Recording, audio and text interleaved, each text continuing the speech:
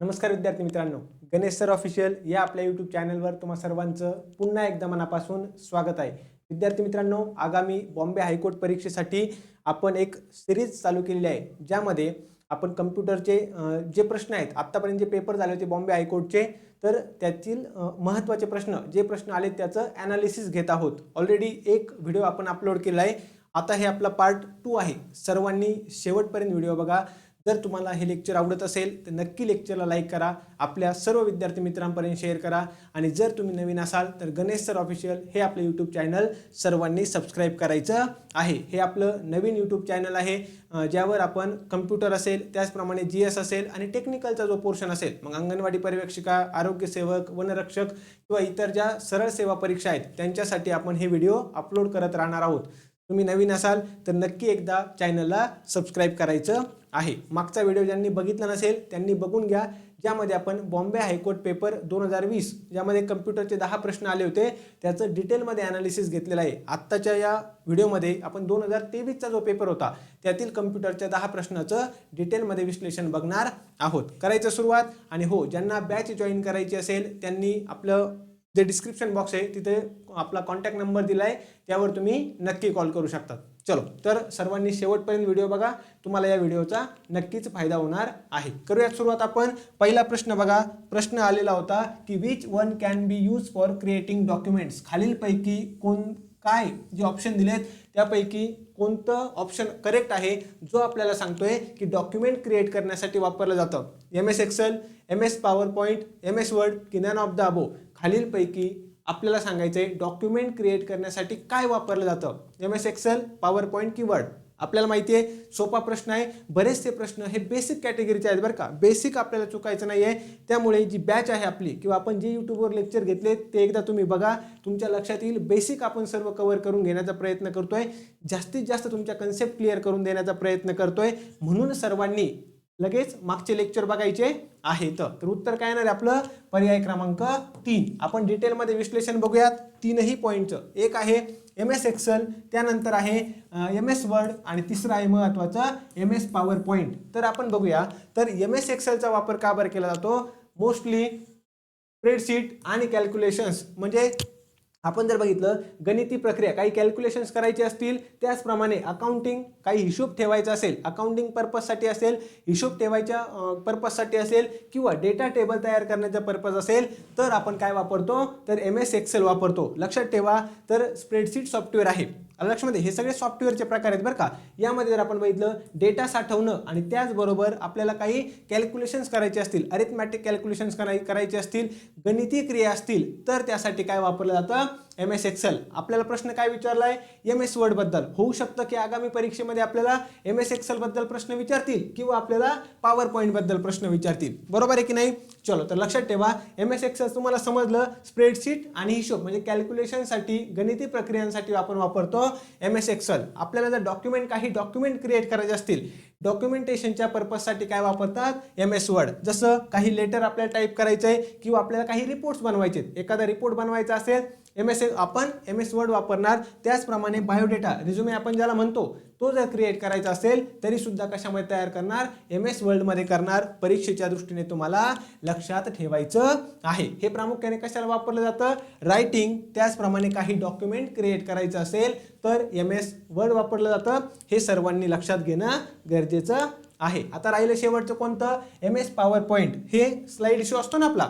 बघा, आता हे मी तुम्हाला शिकवतोय, हे सर्व जी स्लाइड आहे, मी एक एक स्लाइड पुढे पुढे जातोय. म्हणजे मी बनवताना ही फाईल कशी बनवलेली आहे? PPT बनवलेली आहे, पॉवर पॉईंटमध्ये बनवलेली आहे. बरोबर आहे की नाही? आणि नंतर त्याचा PDF मध्ये कन्वर्जन करून हे मी तुम्हाला शिकवतोय. जर तुम्हाला स्लाइड्स घ्यायचे असेल, काही प्रेझेंटेशन द्यायचं असेल, आता मी समजा तुम्हाला प्रेझेंट करतोय, बरोबर आहे की नाही? काही प्रेझेंटेशन द्यायचं असेल तरी सुद्धा आपल्याला ती फाईल कशामध्ये आपण बनवतो? MS पॉवरपॉईंटमध्ये बनवतो. बघा, महत्त्वाचं सेमिनार असेल, प्रेझेंटेशन असेल, तुम्ही तुमच्या कॉलेजमध्ये वगैरे रिपोर्ट बनवले असतील, बरोबर आहे की नाही? फायनल इयरचे प्रोजेक्ट असतात आपल्याला, मग त्याचा जो रिपोर्ट आहे आपण जे प्रेझेंट करतो ते आपल्याला पॉवर पॉईंटमध्ये आपण बनवलेलं आहे. बरोबर आहे की नाही? या तीनचाही कशामध्ये यूज होतो? सर्वांनी लक्षात ठेवा, परीक्षेसाठी अतिशय महत्त्वाचं आहे. जर तुम्हाला विचारलं तुम्हाला प्रेझेंटेशन द्यायचं आहे, काही सेमिनार द्यायचा आहे, मीटिंगमध्ये तुम्हाला काही प्रेझेंट करायचं आहे, तुम्ही कशामध्ये फाईल तयार करणार तर MS PowerPoint. तुम्हाला रिझ्युमे तयार करायचा आहे, बायोडेटा तयार करायचा आहे, आपण MS Word वापरणार. आणि आपल्याला जर काही कॅल्क्युलेशन करायचे अकाउंटिंगच्या पर्पजसाठी काही ठेवायचं असेल तर महत्त्वाचं लक्षात ठेवा आपण MS Excel वापरणार. ह्या पॉईंट तुम्हाला माहिती असणं गरजेचं आहे. यावर प्रश्न विचारतात. पुढचा प्रश्न आहे 2 kinds of main memory are. मेमरीचा मागचं जर तुम्ही लेक्चर बघितलं असेल ना त्यावर सुद्धा मेमरीवर प्रश्न विचारलेत बरं का. त्यावर सुद्धा मेमरीवर प्रश्न विचारलेत आणि आगामी परीक्षेमध्ये सुद्धा 100% विचारणार म्हणजे विचारणार. म्हणून तुम्हाला हा पॉईंट व्यवस्थित क्लिअर करणं गरजेचं आहे. मेमरीचा मेन यूज काय आहे तर डेटा स्टोअर करण्यासाठी मेमरी. आता आपण जर बघितलं 2 कॅटेगरीज बरं का, प्रायमरी आणि सेकंडरी. पण जर तुम्हाला विचारलं मेन कोणकोणत्या 2 मेमरी आहेत असा प्रश्न विचारला तर आपल्याला उत्तर द्यायचं आहे रॅम आणि रॉम. लक्षात घ्या बरं का, रॅम आणि रॉम काय असणार आहे 2 मेन मेमरी असणार आहेत. परीक्षेच्या दृष्टीने महत्त्वाचं. जर तुम्हाला विचारलं प्रायमरी मेमरीला काय म्हणतात तर त्याला इंटरनल मेमरी असं म्हणतात. जर तुम्हाला विचारलं सेकंडरी मेमरीला काय म्हणतात तर त्याला एक्सटर्नल मेमरी असं म्हणतात. आलं लक्षामध्ये. प्रायमरी मेमरी डिरेक्टली ॲक्सेस केली जाते CPU कडून आणि सेकंडरी मेमरी जी आहे ना तर सेकंडरी मेमरीबद्दल एक पॉईंट लक्षात ठेवा, हे डेटा स्टोअर करण्यासाठी या सेकंडरी मेमरीचा यूज होतो. हे महत्त्वाचा पॉईंट आहे. समजलं सर्वांना? इथपर्यंत क्लिअर आहे व्यवस्थित? चलो आता याचं आपण एक्सप्लेनेशन थोडक्यात स्पष्टीकरण बघूया बाकीच्या सुद्धा ऑप्शनचं. कारण की ॲज इट इज जरी प्रश्न आपल्याला आला नाही तर या बाकीचे जे ऑप्शन आहे त्यावरून प्रश्न क्रिएट होऊ शकतो बरं का. म्हणून फक्त प्रश्न सांगा, उत्तर सांगा आणि पुढे पळा हे मी करत नाहीये. बाकीचे ऑप्शन सुद्धा का बरं मी डिटेलमध्ये घेतोय कारण की आगामी काळामध्ये ते प्रश्न आपले तयार होणार आहेत, ते प्रश्न आपल्याला परीक्षेमध्ये विचारले जाणार आहेत. बघा या ठिकाणी रॅम आणि रॉम याबद्दल मी खूप वेळा सांगितलंय, परत एकदा सांगतो. रॅमला आपण काय म्हणतो रँडम ॲक्सेस मेमरी असं म्हणतो. फुल फॉर्म लक्षात ठेवा. रँडम ॲक्सेस मेमरी ही मेमरी आहे होलाटाईल मेमरी किंवा टेम्पररी मेमरी. कोणती? होलाटाईल किंवा टेम्पररी मेमरी आहे. रॅम ही टेम्पररी डेटा स्टोअर करते. जसं की आपल्याला माहिती आहे जर तुमचं जोपर्यंत काम चालू आहे तुमचा PC बंद झाला, लॅपटॉप बंद झाला, डेटा पुसला, लाईट गेली, डेटा पुसला, डेटा डिलीट होऊन जातो. यामध्ये डेटा परमनंटली स्टोअर राहतो का? नाही. म्हणून याला आपण काय म्हणतो होलाटाईल मेमरी आणि टेम्पररी मेमरी. कोणती? रॅम. रॅमचे परत सब टाईप विचारले तर काय सांगणार तुम्ही? Static memory, dynamic memory. बरोबर आहे. त्यानंतर रॉम. रॉमला काय म्हणतो आपण? Read only memory. आणि ही मेमरी कशी आहे? ही परमनंट मेमरी आहे किंवा नॉन होलाटाईल मेमरी. यातला डेटा पुसतो का? नाही पुसत. आल्या लक्षामध्ये? कायमस्वरूपी राहतो. हे लक्षात ठेवा. आता रॉमचे जे सब टाईप आहेत त्याच्यामध्ये तुम्हाला काय लक्षात ठेवायचं आहे? PROM, PROM, EPROM, EEPROM हे काय महत्वाचे याचे सब टाईप आहेत. क्लिअर? बरोबर आहे. चलो आता महत्वाचं CD आणि DVD. CD आणि DVD जर आपण बघितलं हे सेकंडरी आहेत बरं का. सेकंडरी मेमरी मी जे सांगितलं ना सेकंडरी मेमरीमध्ये खास यांचा उपयोग कशाला होतो? डेटा स्टोअर करण्यासाठी. महत्त्वाचं तुमचं HDD असेल, SSD असेल, त्यानंतर आपला पेन ड्राईव्ह असेल, आपलं मेमरी कार्ड असेल, हे सर्व काय झाले? Secondary memory. क्लिअर आहे? आलं लक्षामध्ये? तर महत्त्वाचं लक्षात ठेवा CDs आणि DVD. तुमच्यासाठी एक प्रश्न आहे, त्या प्रश्नाचं उत्तर सर्वांनी कमेंट बॉक्समध्ये सांगायचं आहे. CDचा फुल फॉर्म काय आहे आणि DVDचा फुल फॉर्म काय आहे हे मला कमेंट बॉक्समध्ये सांगा. पुढच्या लेक्चरमध्ये मी याचं उत्तर देईलच, पण तुम्ही नक्की या प्रश्नाचं उत्तर कमेंट बॉक्समध्ये टाका. प्रायमरी आणि सेकंडरी मी तुम्हाला सांगितलं 2 कॅटेगरीमध्ये आपण डिवाइड करतो. एक आहे प्रायमरी मेमरी, दुसरी आहे सेकंडरी मेमरी, जे ऑलरेडी आपण एक्सप्लेन केलेलं आहे. आणि पुढचा जर पॉईंट बघितला डिरेक्ट आणि सिक्वेन्शियल या डेटा शोधण्याच्या पद्धतीत. या मेमरी आहे का? नाही. या काय आहेत? डेटा शोधण्याच्या पद्धती आहेत. महत्त्वाचं लक्षात ठेवा. किंवा आपण म्हणू शकतो डेटा ॲक्सेस करण्याच्या मेथड्स आहेत. डेटा ॲक्सेस करण्याचे मेथड डिरेक्ट आणि सिक्वेन्शियल या कोणत्याही प्रकारे मेमरी नाहीत. समजतंय ना सर्वांना? एकदा पटकन कमेंट करून सांगा लेक्चर समजतंय, व्यवस्थित लक्षात येतंय, सोपं वाटतंय आणि रिव्हिजन प्रॉपर होते. यस, तुमचे 10 पैकी 10 मार्क आपल्याला मिळवायचे आहेत. त्यासाठी एकदम डिटेलमध्ये सर्व लेक्चर होणार आहेत. चलो जाऊयात पुढे. आपण पुढचा प्रश्न आहे आपला file specification books are created primarily for the use of. File specification books are created primary for the use of managers, system analyst, operators, programmers. सांगा बरं या प्रश्नाचं उत्तर काय येणार आहे. सर्वांनी प्रश्न व्यवस्थित वाचायचा आहे. 2 ते 3 प्रश्न असे असतात, मी अवघड नाही म्हणणार आहे, परंतु थोडे कन्फ्यूज करणारे आणि मॉडरेट लेवलचे असतात बरं का. बाकीचे 7 प्रश्न जवळपास तुम्ही कोणताही पेपर बघा, 7 तर प्रश्न असे असतील, 7 ते 8 प्रश्न जे आपल्याला इझिली येणार आहेत आणि ते आपल्याला चुकवायचे नाहीत, कारण की बेसिकच आपलं सर्व क्लिअर करून घेणार आहे. त्यामुळे कुणीही टेन्शन घेऊ नका. फक्त लेक्चरला लाईक करा, आपल्या विद्यार्थी मित्रांपर्यंत शेअर करा. जर तुम्ही नवीन असाल तर गणेश सर ऑफिशियल या आपल्या यूट्यूब चॅनलला सर्वांनी सबस्क्राईब करायचं आहे. क्लिअर आहे. चलो, तर उत्तर काय येणार आहे. मॅनेजर, सिस्टम अनालिस्ट, ऑपरेटर्स की प्रोग्रामर्स. चला आपण एकदा काय करूया, ही नेमकं कन्सेप्ट काय ते एकदा बघूया. फाईल स्पेसिफिकेशन नावाची नेमकं कन्सेप्ट काय हे आपल्याला एकदा व्यवस्थित बघायचं आहे. बघा, तर file specification book, file specification book म्हणजे काय की ज्या डेटा फाईल्स आहेत किंवा जे स्ट्रक्चर आहेत त्यांचं स्ट्रक्चर नेमकं कसं असणार आहे लक्षात ठेवा बरं का.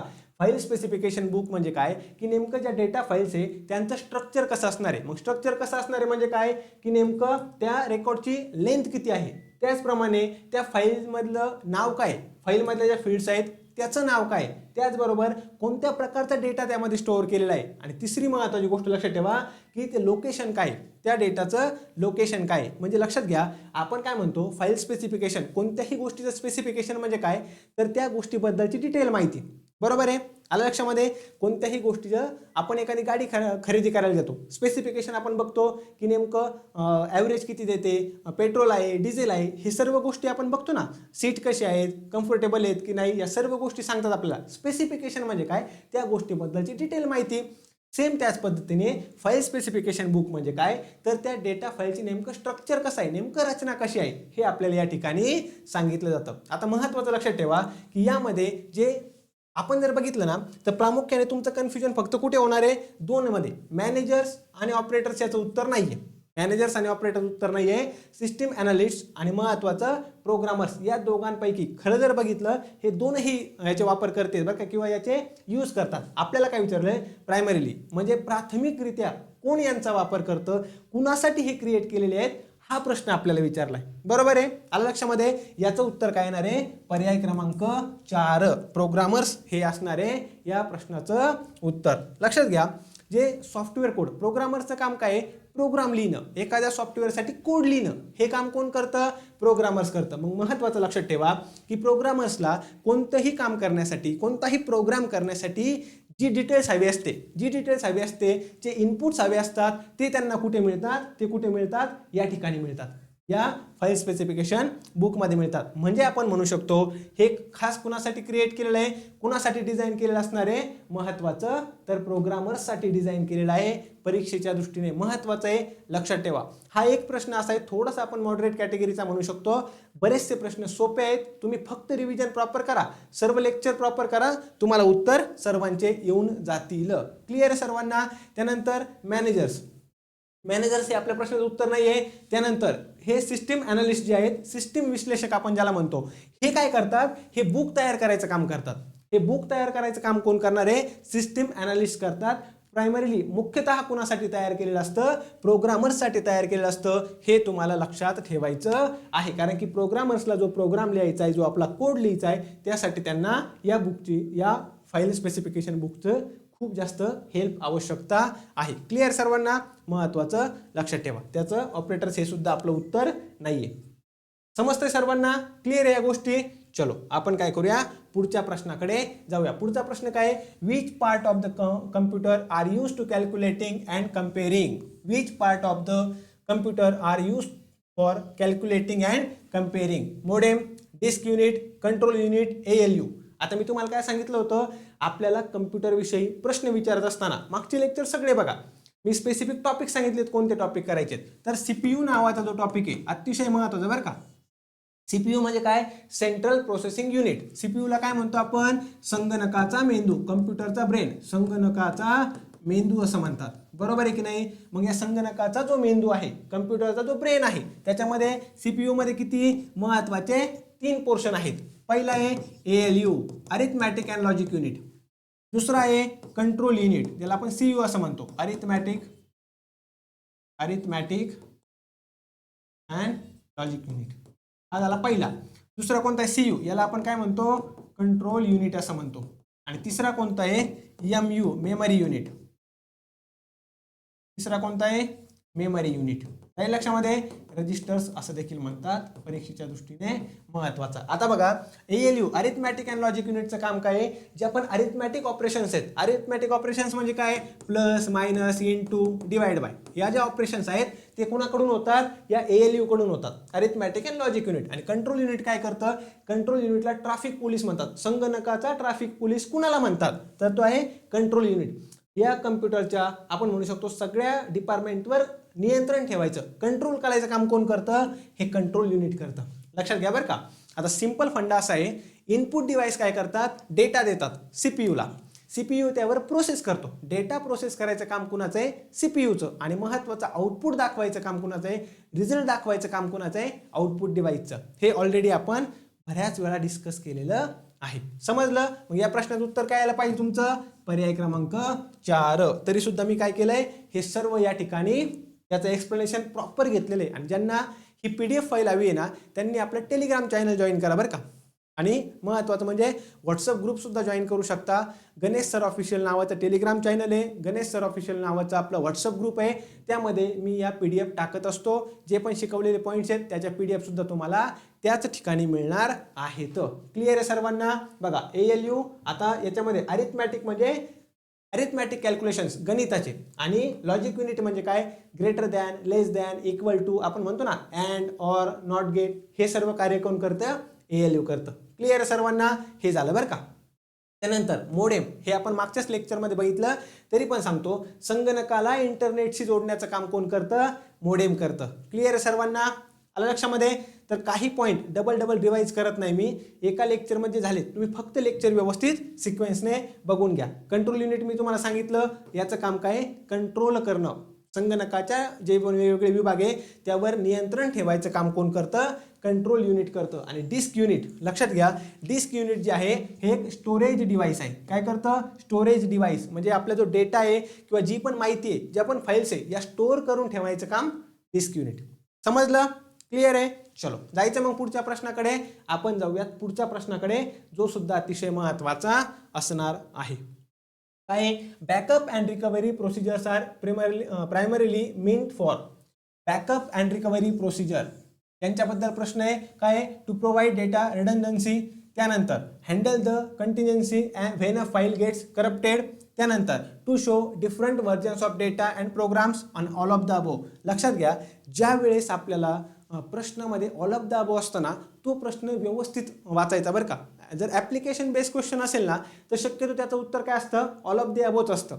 आपल्याला विचारलंय backup and recovery procedures are primarily mean for, खालीलपैकी कशासाठी बॅकअप अँड रिकव्हरी प्रोसिजर या काय केले जातात, म्हणजे आपण म्हणू शकतो कशासाठी असतात. हे 3 ऑप्शन दिलेत. आपण काय करूया, तीनही ऑप्शन थोडेसे डिटेलमध्ये बघूयात, त्यांचं स्पष्टीकरण बघूया, उत्तरापर्यंत तुम्ही आरामात पोहोचणार आहे. सगळ्यात पहिले डेटा रिडंडन्सी. डेटा रिडंडन्सी म्हणजे काय, की डेटाची तुम्ही काय करता, एक एक्स्ट्रा कॉपी करून ठेवता. लक्षात घ्या बरं का. आता काय करता, डेटाची जो तुमचा मूळ डेटा आहे, जसं की मी तुम्हाला म्हणणार तुमच्याकडे तुमचं कास्ट सर्टिफिकेट आहे, कास्ट सर्टिफिकेट आहे, आपण काय करतो, त्याची एक्स्ट्रा झेरॉक्स काढून ठेवतो. इन केस काय झालं, जर आपली महत्त्वाची गोष्ट म्हणजे ती मूळ जे आहे डेट आपलं कास्ट सर्टिफिकेट ते खराब होऊ नये, त्याचं हरवू नये, काही होऊ नये, यासाठी आपण काय करतो, एक्स्ट्रा बॅकअप काय करून म्हणजे एक्स्ट्रा प्रिंट आउट काढून ठेवतो किंवा एक्स्ट्रा त्याचं फोटो काढून ठेवतो, झेरॉक्स काढून ठेवतो. त्याच पद्धतीने ओरिजिनल डेटा हे आहे पहिली बॅकअप कॉपी,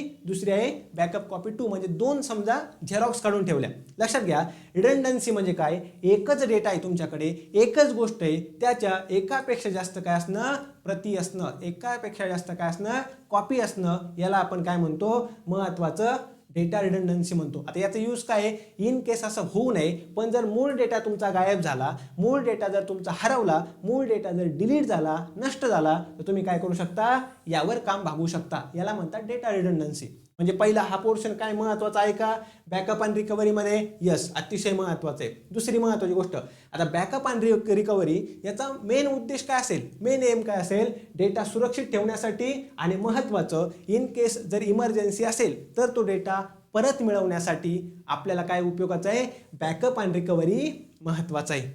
समजतंय सर्वांना? क्लिअर आहे इथपर्यंत? हे पॉईंट व्यवस्थित समजतायत? बॅकअप आणि रिकव्हरीचा मुख्य उद्देश काय आहे? आपला डेटा सेफ ठेवायचा आहे, सुरक्षित ठेवायचा आहे आणि इन केस जर तो डेटा आपला कोणत्याही इमर्जन्सी आली, तो डेटा परत मिळवायचा असेल, त्याला आपण काय म्हणतो? Backup and recovery. बरोबर आहे की नाही? आलं लक्षामध्ये? आता महत्त्वाचं पुढचा पॉईंट, खराब फाईल हाताळणे, हँडल करप्टेड फाईल्स. काय झालं महत्त्वाचं? व्हायरस किंवा हार्डवेअरमध्ये काही प्रॉब्लेम आला. काय झालं की व्हायरसने काहीतरी प्रॉब्लेम केला किंवा हार्डवेअरमध्ये काही प्रॉब्लेम आला किंवा सॉफ्टवेअरमध्ये काही प्रॉब्लेम आला. या तीनही गोष्टीमुळे तुमचा डेटा का बरं गायब होऊ शकतो? एक तर काय झालं, व्हायरस आला आपल्या सिस्टीममध्ये किंवा हार्डवेअरचा काहीतरी प्रॉब्लेम झाला किंवा सॉफ्टवेअरचा आपल्या काहीतरी प्रॉब्लेम झाला. तर महत्त्वाचं लक्षात ठेवा, या केसमध्ये आपला ओरिजिनल डेटा गेला तर बॅकअपमध्ये जो आपण डेटा ठेवलाय ना, तो काय करू शकतो? आपल्याला कामाला येऊ शकतो. बघा हे काय झालं, ही फाईल करप्ट झाली आपली. आपण म्हणतो ना मेमरी कार्डमधले माझे फोटो, मेमरी कार्ड करप्ट झालं असं म्हणतो ना आपण. अगोदर मेमरी कार्ड असायचे, आपलं मोबाईलमधलं मेमरी कार्ड करप्ट झालं, मग काय? काहीच ऑप्शन नाही, सगळा डेटा गेला. काय झालं, ही करप्ट झालेली फाईल आहे. काय होणार? रिकव्हरी प्रोसिजर होणार आणि परत फाईल ती रिस्टोर होणार. हे महत्त्वाचं आहे, बॅकअप आणि रिकव्हरीमध्ये कन्सिडर करा, लक्षात ठेवा, अतिशय महत्त्वाचं आहे. त्यानंतर वेगवेगळ्या आवृत्त्या म्हणजे डिफरंट व्हर्जन. आपण एखादं ॲप वापरतो बघा, ते ॲप काल जे होतं ना, काल त्याचं वेगळं व्हर्जन असतं, आज त्याचं वेगळं व्हर्जन आहे. आपल्याला काय करावं लागतं? अपडेट करावं लागतं. अपडेटला येतं ना बघा, व्हॉट्सअप येतं, आपले जे वेगवेगळे ॲप आहेत, अपडेट करा म्हणून येतं, मेसेज येतो आपल्याला, पॉपअप मेसेज. मग आपण ते अपडेट करतो. अपडेट केल्यानंतर त्याच्या पुढचं आपल्याला व्हर्जन मिळतं, ज्याच्यामध्ये काहीतरी ॲडव्हान्स फॅसिलिटीज असतात. सेम ते या ठिकाणी लक्षात ठेवायचं, त्याला म्हणणार आपण डिफरंट व्हर्जन. महत्त्वाचं लक्षात ठेवायचं आहे. समजलं? काही ॲप असे असतात की त्याचं जर ओल्ड व्हर्जन असेल तर काही मोबाईलमध्ये चालत नाही, त्यासाठी आपल्याला अपडेट करावं लागतं, न्यू व्हर्जन असावं लागतं. ते तुम्हाला या ठिकाणी लक्षात ठेवायचं. मग काय येणार आहे आपल्या प्रश्नाचं उत्तर? Backup and recovery procedures are primarily meant for all of the above. All of the above ज्यांनी उत्तर दिलंय, सर्वांचं उत्तर काय करायचंय? बरोबर असणार आहे. समजतंय सर्वांना? व्यवस्थित एकदम?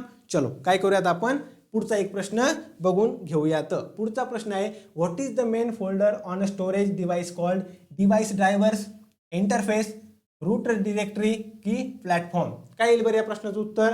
हा सुद्धा प्रश्न काय एकदम सोपा आहे, आपल्याला आपण म्हणू शकतो की मॉडरेट लेवलचा वाटू शकतो, पण सोपा प्रश्न आहे. या प्रश्नाचं उत्तर आहे रूट डिरेक्टरी. आपल्याला काय बघायचं आता, नेमकं रूट डिरेक्टरी म्हणजे काय आहे आणि बाकीचे ऑप्शन सुद्धा आपल्याला विचारले जाऊ शकतात, त्याविषयी सुद्धा काय केलंय मी सर्व माहिती घेतलेली आहे. प्रश्न बघा आता, रूट डिरेक्टरी हे आपलं असणार आहे योग्य उत्तर. हे काय झालं आपलं रूट डिरेक्टरी. यामध्ये तुम्हाला हे मेन फोल्डर दिसेल, त्याचं जे खोड दिसतंय ना, हे मेन फोल्डर दिसेल. त्याला आलेले जे पानं आहेत हे काय आहेत? आपल्या फाईल्स आहेत. आणि पानांना जर आपण बघितलं, पानांमधील हे सब फोल्डर दिसेल तुम्हाला.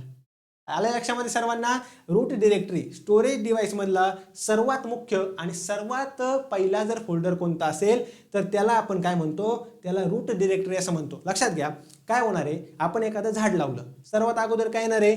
मूळ, नंतर त्याचं खोड, नंतर हळूहळू वाढत वाढत काय होतं? पानं वगैरे या सर्व गोष्टी येतात. बरोबर आहे की नाही? सेम त्याच पद्धतीने स्टोरेज डिव्हाइस कोणतं पण तुम्ही हार्ड डिस्क घ्या, कोणत्याही प्रकारचं स्टोरेज डिव्हाइस घ्या, एक्झाम्पल हार्ड डिस्क, त्यामधलं सर्वात मेन आणि सर्वात बेसिक जर कोणतं फोल्डर असेल तर ते फोल्डर कोणतं असणार आहे आपलं?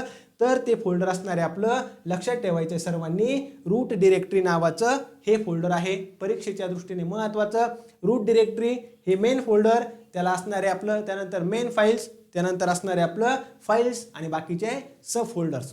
समजलं सर्वांना? रूट डिरेक्टरी उत्तर ज्यांनी दिलंय सर्वांचं उत्तर काय असेल? अगदी बरोबर असणार आहे. क्लिअर आहे? आलं लक्षामध्ये? चलो आपण काय करूया, बाकीचे जे ऑप्शन्स आहेत ते सुद्धा एकदा बघून घेऊया बरं का. डिव्हाइस ड्रायव्हर्स, मी तुम्हाला कालच सांगितलं होतं डिव्हाइस ड्रायव्हर बद्दल. आपल्याला हार्डवेअर आणि सॉफ्टवेअर या दोन कन्सेप्ट होत्या बरं का. हार्डवेअर म्हणजे काय? जे आपल्याला डोळ्याने दिसतं, ज्याला टच करू शकतो, स्पर्श करू शकतो. दुसरी गोष्ट, आपले सॉफ्टवेअर म्हणजे काय? सॉफ्टवेअर म्हणजे सेट आहे इन्स्ट्रक्शनचा आणि कोडचा. बरोबर आहे? हार्डवेअरने कसं काम करायचं हे सॉफ्टवेअर सांगतात. मग सॉफ्टवेअरमध्ये सुद्धा टाईप आहेत की नाही? सिस्टीम सॉफ्टवेअर आणि ॲप्लिकेशन सॉफ्टवेअर. तो क्वेश्चन घेतलाय मी पुढं, त्यामध्ये तुम्हाला थोडंसं डिटेलमध्ये सांगतो, पण लक्षात ठेवा त्यातील एक जे आहे ना डिव्हाइस ड्रायव्हर, हे एक सिस्टीम सॉफ्टवेअर बरं का. डिव्हाइस ड्रायव्हर आहे, सिस्टीम सॉफ्टवेअर आहे. ते काय करतं? महत्त्वाचं लक्षात ठेवा, ऑपरेटिंग सिस्टीम आणि हार्डवेअर यांच्यामधलं कम्युनिकेशनसाठी कोण महत्त्वाचं आहे? डिव्हाइस ड्रायव्हर महत्त्वाचे आहेत. एक्झाम्पल सांगतो, आपण काय म्हणतो, आपल्या मोबाईलमध्ये जर आपण आवाज येत नसेल, बरोबर आहे, आवाज प्रॉपर येत नसेल, तर आपण काय म्हणतो, साऊंडचे डिव्हाइस ड्रायव्हर काय करावे लागतील, चेक करावे लागतील. ते डिव्हाइस ड्रायव्हर असतील तरच आपलं प्रॉपर आवाज येणार. म्हणजे आपण एखादा मूवी लावला, आवाजच येत नाही, साऊंडचे डिव्हाइस ड्रायव्हरमध्ये काय असू शकतो, प्रॉब्लेम असू शकतो.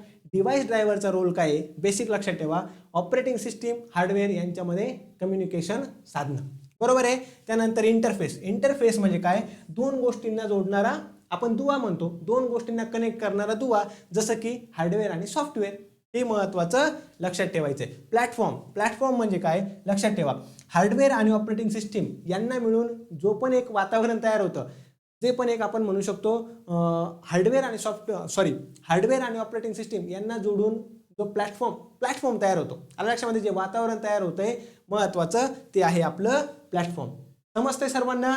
बेसिक माहिती आहे, पण परीक्षेला विचारली जाऊ शकते. आपल्याला यावेळेस रूट डिरेक्टरीबद्दल विचारलं होऊ शकतं, पुढच्या वेळेस आपल्याला प्लॅटफॉर्मबद्दल विचारलं जाऊ शकतं. क्लिअर सर्वांना. आता यामध्ये बघा, ॲप्लिकेशन आहेत, ऑपरेटिंग सिस्टीम आहे आणि हार्डवेअर आहे.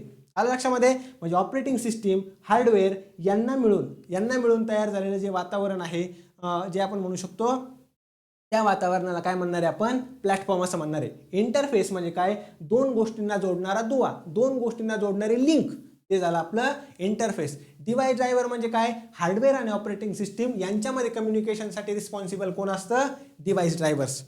समजतंय सर्वांना, क्लिअर आहे. चलो जायचं पुढच्या प्रश्नाकडे. मग या प्रश्नाचं उत्तर काय आपलं, रूट डिरेक्टरी ज्यांनी उत्तर दिलंय सर्वांचं उत्तर अगदी बरोबर आहे. पुढचा प्रश्न बघूया आपण.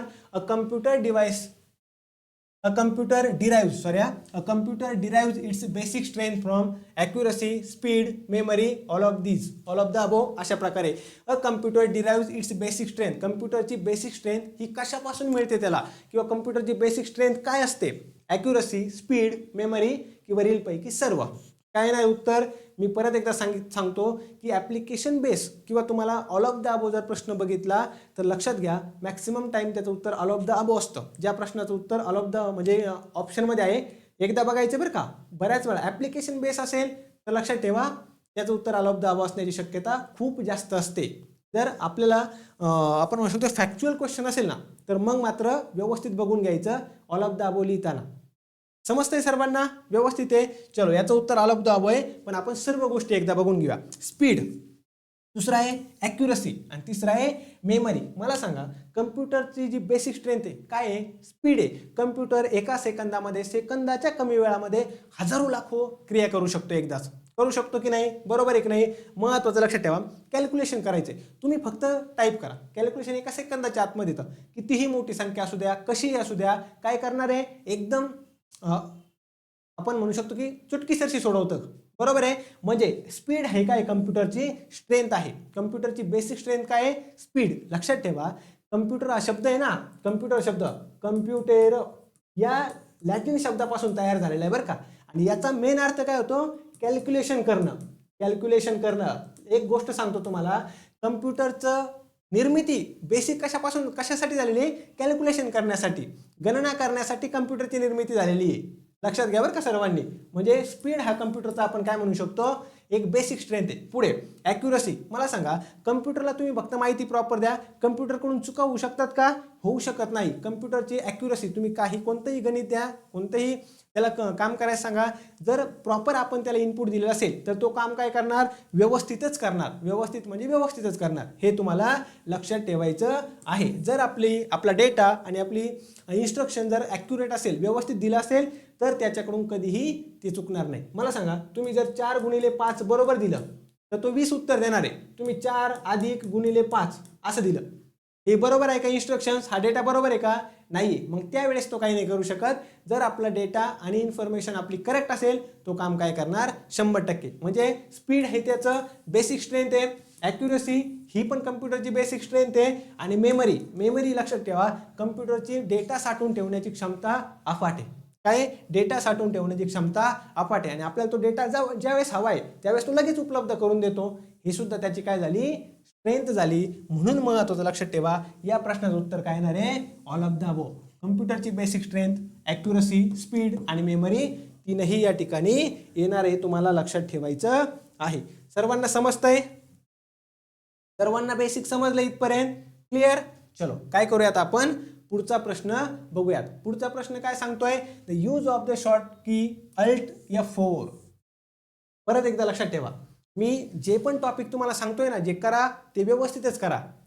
कम्प्युटर हार्डवेअर आणि सॉफ्टवेअर, त्यानंतर CPU, त्यानंतर लक्षात ठेवायचे तुम्हाला शॉर्टकट कीज, त्याच्यानंतर लक्षात ठेवायचे तुम्हाला फुल फॉर्म्स, महत्त्वाचं इनपुट डिव्हाइस, आउटपुट डिव्हाइस, नेटवर्कचे टाईप, पॅन, लॅन, वॅन, मॅन, हे व्यवस्थित करायचे आहेत. आणि कम्प्युटर सिक्युरिटी हे जर पोर्शन तुम्ही व्यवस्थित केले तर तुम्हाला मॅक्सिमम मार्क्स मिळणार म्हणजे मिळणार.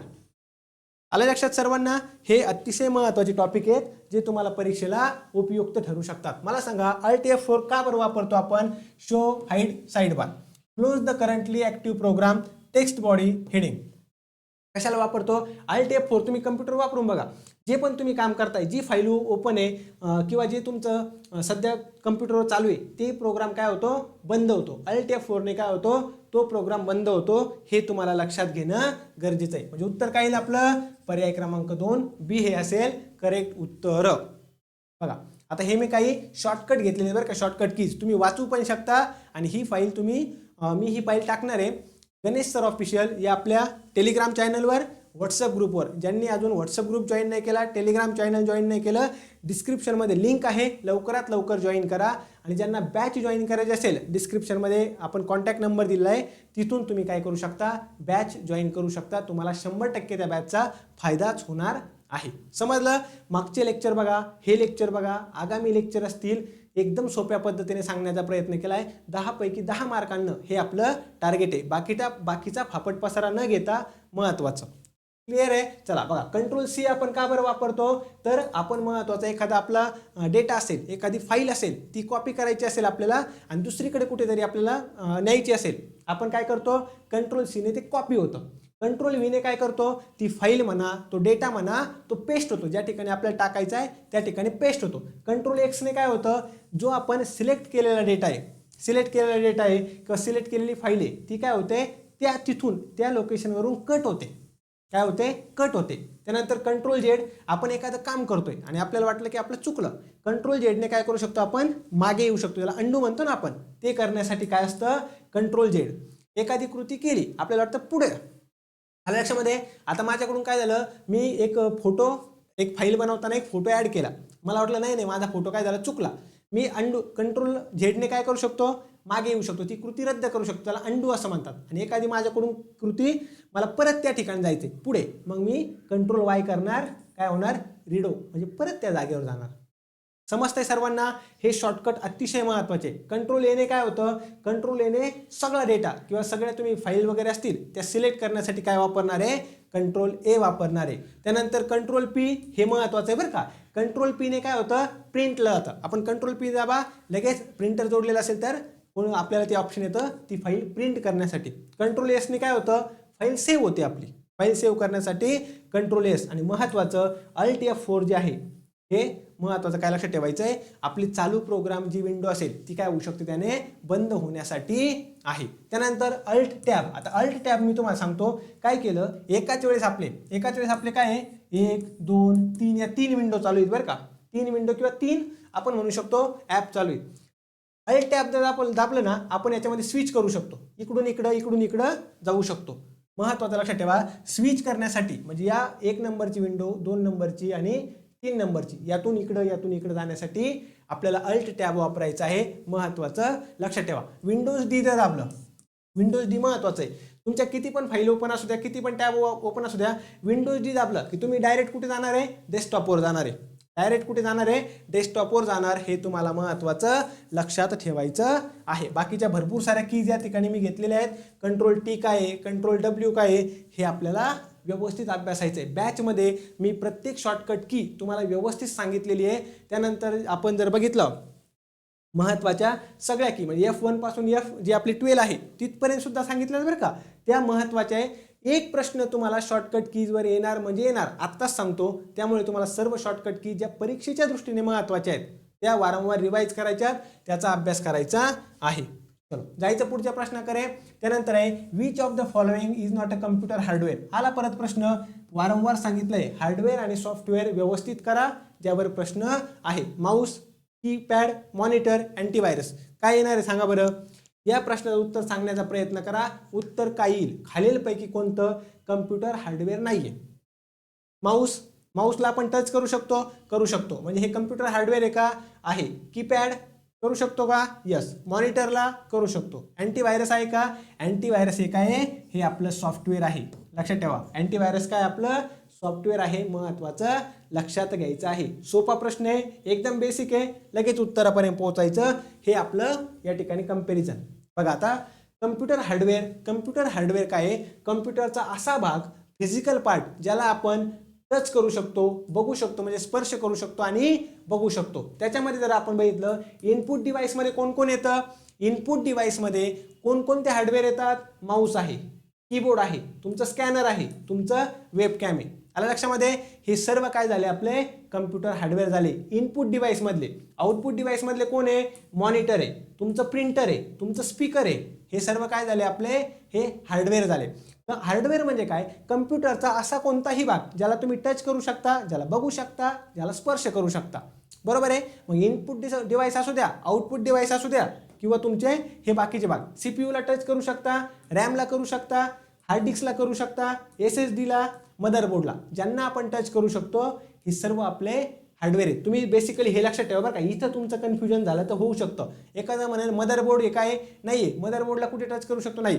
मदरबोर्ड, SSD, रॅम आणि तुमचं CPU हे सुद्धा काय आहेत आपले हार्डवेअर आहेत. सर्वांनी लक्षात घ्यायचं आहे. प्रश्न यावर तुम्हाला विचारला जाईल. समजलं. त्यानंतर सॉफ्टवेअर आपण म्हणू शकतो की set of instructions and programs म्हणजे प्रोग्राम आणि इन्स्ट्रक्शनचा जो पण सेट आहे त्याला काय म्हणतात सॉफ्टवेअर. आता सॉफ्टवेअरचं महत्त्वाचं काम काय. सॉफ्टवेअर हा हार्डवेअरला सांगतो की तुला काय काम करायचंय. सॉफ्टवेअर काय करतो हार्डवेअरला सांगतो, सूचना देतो की तू काय कर, हे काम कर. आणि महत्त्वाचं लक्षात ठेवा सॉफ्टवेअरला आपण स्पर्श करू शकत नाहीत. सिस्टीम सॉफ्टवेअर आहे. त्यानंतर ॲप्लिकेशन सॉफ्टवेअर आहेत. सिस्टीम सॉफ्टवेअरमध्ये कोण कोण येतं. सिस्टीम सॉफ्टवेअरमध्ये डिव्हाइस ड्रायव्हर्स येतात. दुसरी महत्त्वाची गोष्ट लक्षात ठेवायची तुम्हाला. दुसरी महत्त्वाची गोष्ट काय डिव्हाइस ड्रायव्हर आहे. आपली आपलं महत्त्वाचं ऑपरेटिंग सिस्टीम येणार आहे आणि युटिलिटी सॉफ्टवेअर. अशा प्रकारे महत्त्वाचे हे सिस्टीम सॉफ्टवेअर झाले. सिस्टीम सॉफ्टवेअर म्हणजे काय. ती सिस्टीम कम्प्युटर, लॅपटॉप चालण्यासाठी, ते चालू होण्यासाठी किंवा त्याचं काम करण्यासाठी बेसिक ज्या गोष्टी आहेत ना, जे बेसिक सॉफ्टवेअर लागतात ते झाले आपले सिस्टीम सॉफ्टवेअर. सिस्टीम चालण्यासाठी मला सांगा आपलं लॅपटॉप आहे, आपलं कम्प्युटर आहे, त्याच्यामध्ये ऑपरेटिंग सिस्टीमच नाही, चालेल का. नाही चालेल. त्याच्यावर आपलं कंट्रोल आहे का. नाही आहे. आलं लक्षामध्ये. ते झालं आपलं सिस्टीम सॉफ्टवेअर. आपला मोबाईल आहे. मोबाईलमध्ये मला सांगा व्हॉट्सअप असतं आपलं. व्हॉट्सअप हे ॲप्लिकेशन सॉफ्टवेअर आहे. तुम्हाला पाहिजे नाही पाहिजे डिलीट करा. व्हॉट्सअप नसलं म्हणून मोबाईल बंद पडू शकतो का. नाही पडू शकत. ऑपरेटिंग सिस्टीमच नाही त्याच्यामध्ये. मोबाईल चालेल का. नाही चालणार. सिस्टीम सॉफ्टवेअर म्हणजे काय.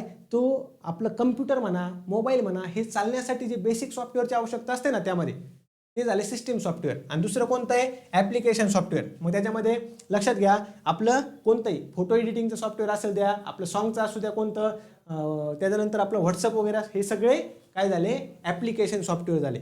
सर्वांनी लक्षात घ्यायचं आहे. समजतंय सर्वांना. मी प्रत्येक लेक्चरमध्ये एक एक टॉपिक तुम्हाला इतक्या वेळा रिवाईज करून सांगतो. तुम्ही हे जरी प्रॉपर बघितलं तर त्या टॉपिकवरचा कोणताही प्रश्न येऊ द्या तुमचा चुकणार नाही. चुकेल का. नाही चुकणार. मग आलं लक्षामध्ये. तर आपण काय करूया या प्रश्नाचं उत्तर आहे आपलं अँटीव्हायरस. पुढे जायचे सर्वांना. पुढचा प्रश्न आहे which of the following is not a search engine. परत एकदा सांगतो काही पॉईंट रिवाईज करून घ्या, हे नोट करून घ्या. तुम्हाला प्रश्न काय विचारणार आहे. Which of the following is not a search engine. Search engine, त्यानंतर वेब ब्राउझर्स, त्यानंतर इनपुट डिव्हाइस, त्यानंतर आउटपुट डिव्हाइस, त्यानंतर हार्डवेअर, त्यानंतर सॉफ्टवेअर, त्यानंतर ऑपरेटिंग सिस्टीम. हे सर्वांनी नोट करून घ्या बरं का. यावर कन्फर्म प्रश्न आहे. आणि शेवटचं कम्प्युटर लँग्वेज. तुम्हाला एक प्रश्न 100% येणार आहे की खालीलपैकी काय सर्च इंजिन नाही आहे, वेब ब्राउझर नाही आहे, इनपुट डिव्हाइस नाही, आउटपुट डिव्हाइस नाही किंवा आहे, म्हणजे खालीलपैकी कोणतं इनपुट डिव्हाइस आहे, इनपुट डिव्हाइस नाही आहे. खालीलपैकी कोणतं सर्च इंजिन आहे, कोणतं सर्च इंजिन नाही आहे. खालीलपैकी कोणतं वेब ब्राउझर आहे, वेब ब्राउझर नाही आहे. या पद्धतीचा प्रश्न 100% हमखास येणार म्हणजे येणार. एक तरी प्रश्न हे सर्व तुम्हाला काय करायचे, व्यवस्थित लक्षात घ्यायचे. हे सुद्धा मी तुम्हाला डिटेल बॅचमध्ये शिकवणार आहे की याचे एक्झाम्पल कोणकोणते. आता तो झाला फॅक्च्युअल क्वेश्चन, तुम्हाला लक्षात ठेवणं गरजेचं आहे, म्हणजे गरजेचं आहे. यावर कन्फर्म एक प्रश्न आहे, सर्वांनी लक्षात घ्यायचं आहे. काय, फक्त याचे एक्झाम्पल जरी तुम्ही लक्षात घेतले तरी आपलं काम होणार आहे.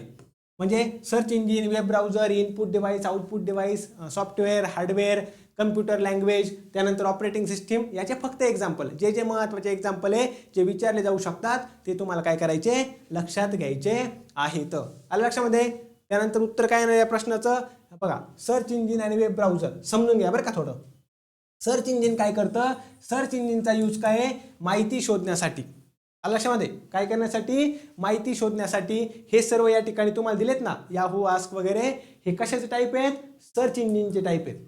माहिती शोधण्यासाठी काय करतो आपण, सर्च इंजिनचा वापर करतो. आलं लक्षामध्ये. आणि वेब ब्राउझर म्हणजे काय, वेब पेज पाहण्यासाठी. वेब ब्राउझरचे एक्झाम्पल कोणकोणते, हे सफारी, हे गुगल क्रोम, हे फायरफॉक्स, हे मायक्रोसॉफ्ट एज, हे सर्व काय झाले, हे सर्व काय झाले आपले वेब ब्राउझर झाले. वेब ब्राउझर आणि सर्च इंजिन यातला फरक तुम्हाला समजला. आपण काय करतो, अगोदर वेब ब्राउझर ओपन करतो. आपण काय करतो, वेब ब्राउझर ओपन करतो आणि त्याच्यानंतर सर्च इंजिनमध्ये माहिती शोधतो.